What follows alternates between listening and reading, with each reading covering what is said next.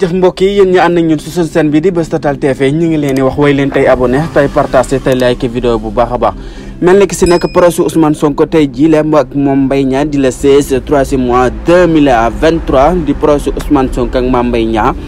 tey jii la dàqoon nañ ko benn yoon ñaari yoon tey jii nag su ko dàqaatee muy ñett yoon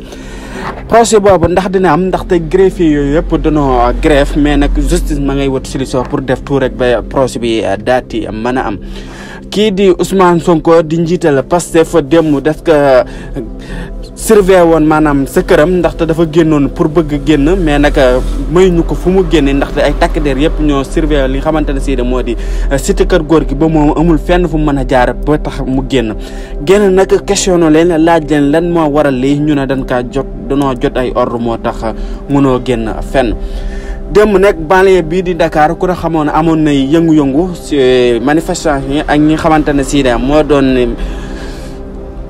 force de l'ordre yi mais nag démb kii di xamante ne si moo di Guy Marius Sagna daf ko gaañ si tànk si manifestation yi xamante ne si moo amoon démb fii si Dakar. daa Macky Sall 450 milliards yi xamante ne si moom la joxe woon pour xëyu ndaw yi nag ma ngi see